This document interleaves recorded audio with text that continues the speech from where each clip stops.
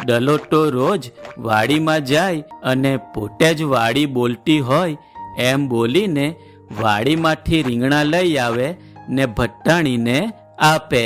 વાડીનો માલિક વસરામ ભૂવો ઝાડ પાછળ સંતાઈને ઊભો રહી ગયો.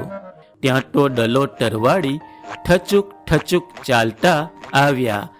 વાડીને પૂછતા બોલ્યા, વાડી રે બાઈ વાડી. વાડીને બદલે ડલો કહે, શું કહો છો ડલા તરવાડી? ડલો કહે, રીંગણા લઉં બે ચાર.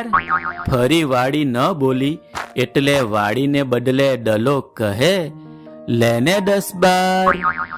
પછી તો ડલા તરવાડીએ આખો ઠેલો ભરીને રીંગણા લીધા અને જ્યાં ચાલવા જાય છે ત્યાં તો વાડીનો ધણી ઝાડ પાછળથી નીકળ્યો.